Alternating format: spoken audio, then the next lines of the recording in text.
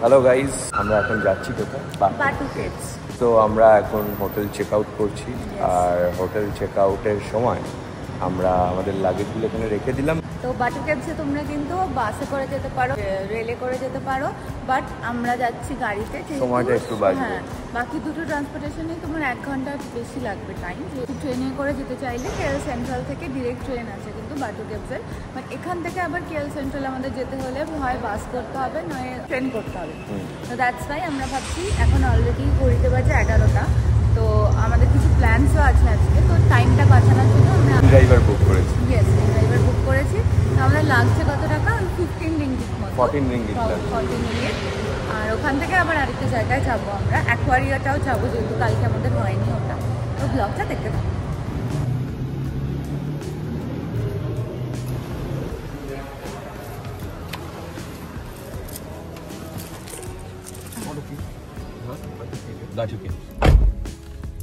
Kuala Lumpur main city থেকে প্রায় 13 kilometre উত্তরে অবস্থিত বাটু কেভস। এখানে যেতে আমাদের সময় লাগবে 30 মিনিট মতো। দেখতে দেখতেই আমরা প্রায় পৌঁছে গেছি। দেখলাম আশেপাশে একটু একটু পাহাড় দেখা যাচ্ছে, আর একটু সামনে এগাতেই দেখলাম সব পুজো দেওয়ার সরঞ্জামও পাওয়া যাচ্ছে।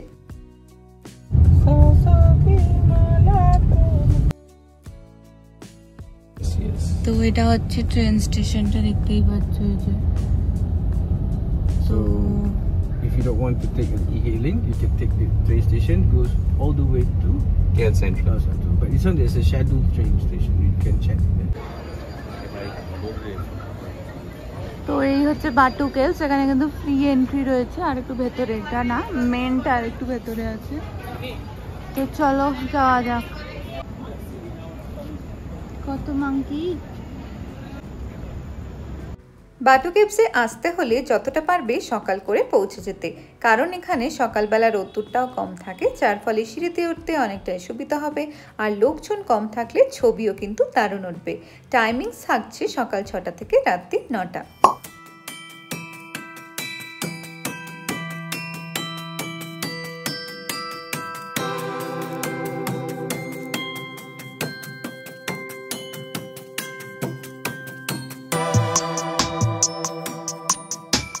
ভারতের বাইরে পরিচিত হিন্দু মন্দিরগুলোর মধ্যে একটি হলো বাটু কেভস। বাটু কেভসের বয়স আনুমানিক 40 কোটি বছর। দক্ষিণ ভারতীয় ব্যবসায়ী কে থাম্বুসামি পিল্লাই এই মন্দিরের প্রতিষ্ঠাতা। সোনালী রঙে আঁকা এটি বিশ্বের সব থেকে লম্বা মুরুগান মূর্তি এবং মালয়েশিয়ার সবচেয়ে লম্বা মূর্তিগুলোর মধ্যে একটি। 2006 সালে তৈরি এই মূর্তিটার উচ্চতা হচ্ছে 140 ফুট।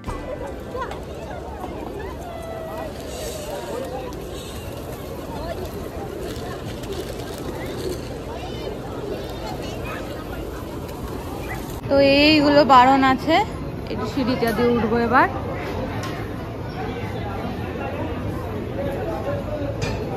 আর এইটুকু সিঁড়ি বাকি আছে, এতটা সিঁড়ি ক্রস করে এসছি, আর একটুখানি।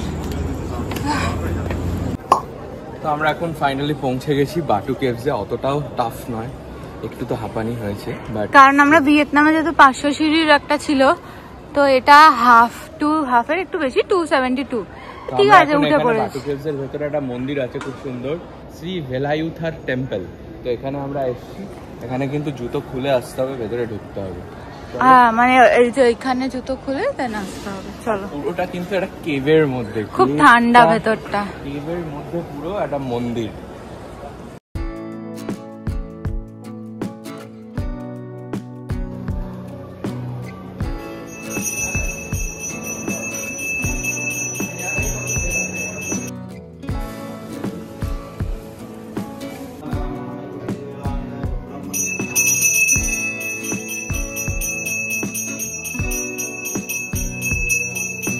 বাটু কেভসের নামকরণ হয়েছে মালয় শব্দ বাটু থেকে, যার অর্থ শিলা। বাটু কেভসের মূল আকর্ষণই হলো 100 মিটার উচ্চতায় অবস্থিত গুহাগুলো।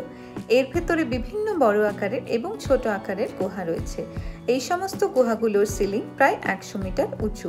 সব থেকে বড় গুহাটির নাম হচ্ছে মন্দির গুহা।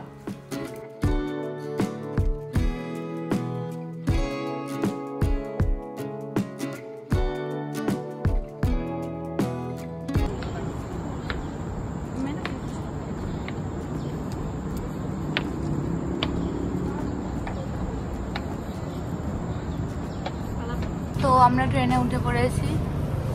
এইদিকে এত সিট, এই সিটগুলো দুরকম করে আছে।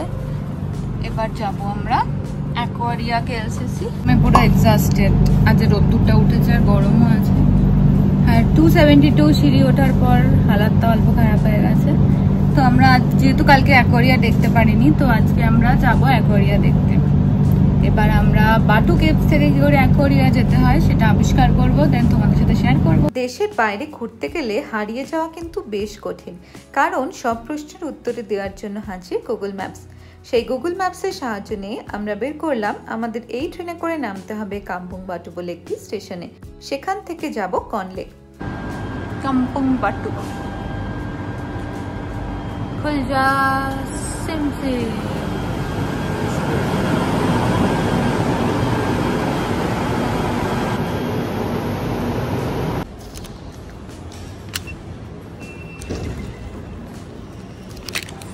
তো এইখানে দুটো প্ল্যাটফর্ম রয়েছে, কি করে বুঝবে কোন দিকে যাবে? তো তোমাদের চেক করতে হবে কোন স্টেশন যাবে। আমরা যেমন কনলে যাব, তো আমরা প্ল্যাটফর্ম 1-এ যাব, আর এখান থেকে আমরা টিকিট পাঞ্চ করে চলে এলাম।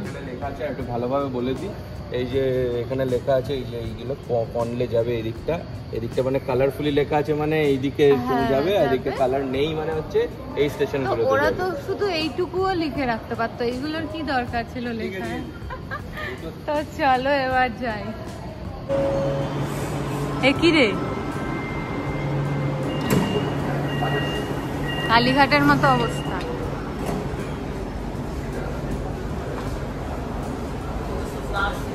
Yes. Colorful. চলে গেল ট্রেন, আমরা তাহলে কনলেতে নেমে গেছি। এবার হচ্ছে হাঁটতে হবে আমাদেরকে 10 মিনিট। কি উঁচু!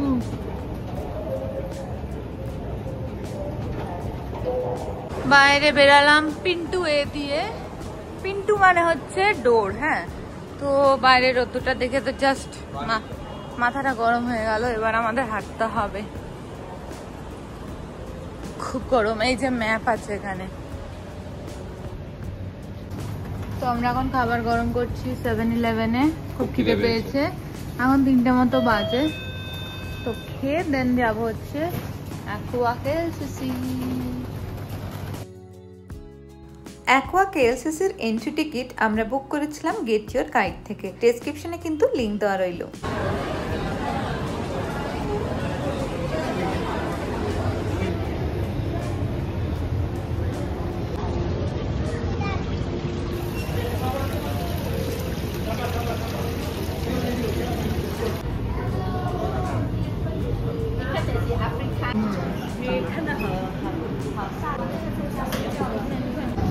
এই দেখো, এইটা একরকম, এটা হচ্ছে এইটা।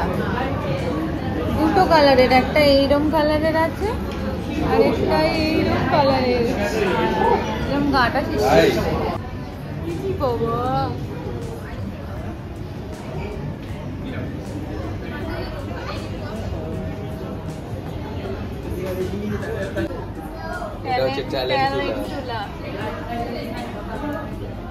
এখানে সব স্পাইডারস আছে,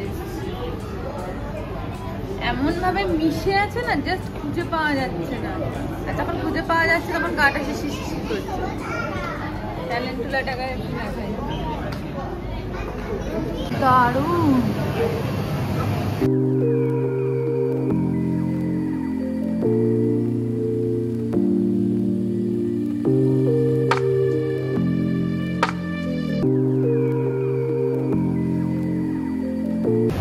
দেখো এই যে বসে আছে coconut crab, living ocean. Let's go. হাঁটতে হবে না, জাস্ট দাঁড়ালেই হবে। ওয়াও, ধীরে ধীরে চলছে এটা, বাট ভেরি স্লো।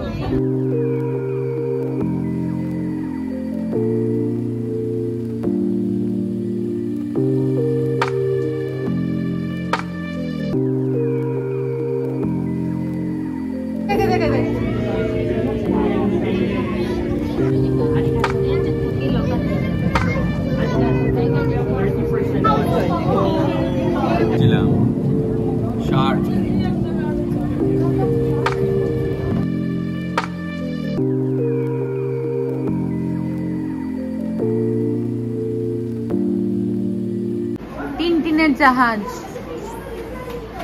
এখান থেকে তোমরা জিনিসপত্র কিনতে পারবে, বহুত দাম, চাইলে কিনতেই পারো।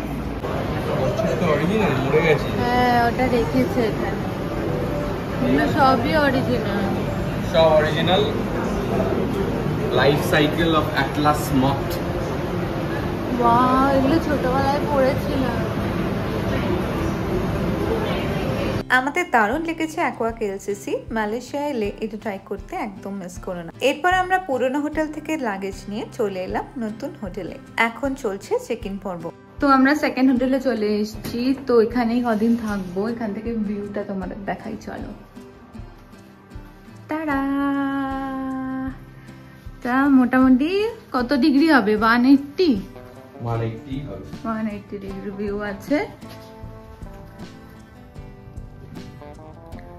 কেএল টাওয়ারটা দেখা যাচ্ছে, নট টুইন টাওয়ার। আর এই চারিদিকে বিল্ডিং। রাত্রির বেলা এখানে হচ্ছে তোমার এমআরটি লাইনটা যাচ্ছে এখান দিয়েই। এটা আমাদের হোটেলের ডিনার রেস্টুরেন্টটা, রুফটপে, আর সুইমিং পুলও আছে দেখাচ্ছি। তো এখান থেকে এই যে টুইন টাওয়ার দেখা যাচ্ছে।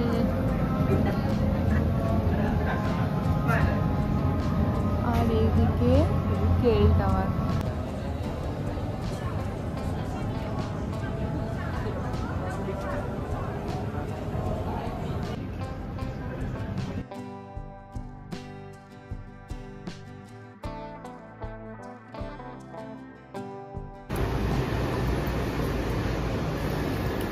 আরে একটা একটা করে,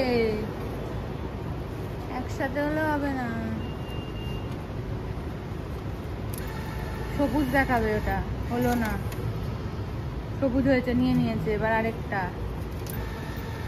হ্যাঁ তারা হয়েছে। এবার আরেকটা, হ্যাঁ সবুজ হলো। এখনো সবুজ হয়নি, হয়ে গেছে। চেঞ্জ দিল আর টিকিট দিল, তাই তো? পেয়েছিস কয়েন? রিসিট নিয়ে কি করবি? রিসিট তো এখানে দেয়, দিচ্ছে না রিসিট। তো আমরা এখন যাচ্ছি বুকিত বিনতাং, সেখান থেকে আমরা যাব প্যাভিলিয়ন মল। তো আমাদের নিউ হোটেলটার একদম পাশেই রয়েছে এই স্টেশনটা। এই স্টেশনটা হচ্ছে, নাম হচ্ছে চৌকিত স্টেশন। এইটা হচ্ছে লোগো। এইখানে আমরা আছি, যাব হচ্ছে বুকিত বিনতাং।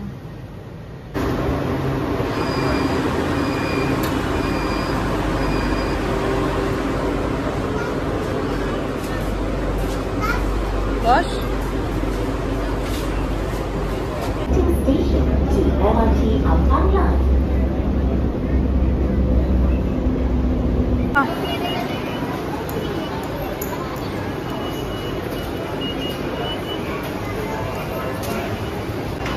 বুকিত বিনতাংয়ে নেমেই প্যাভিলিয়ন মল। ভিড় আছে আজকে।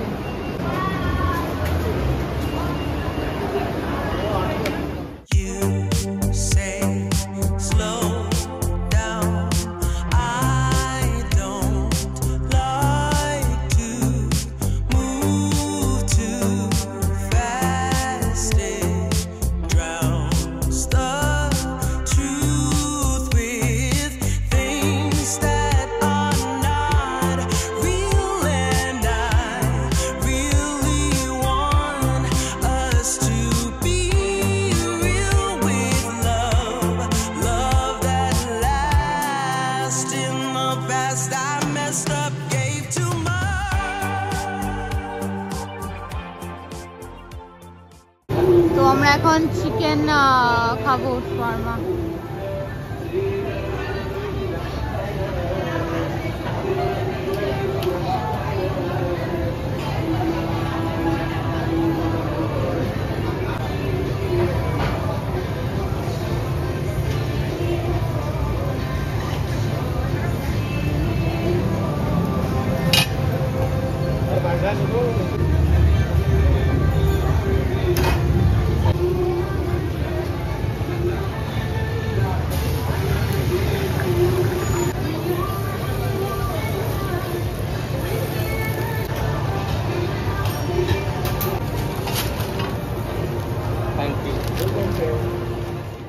7-Eleven থেকে টুকিটাকি কিছু শপিং করে এবার আমরা চলেছি হোটেলের উদ্দেশ্যে।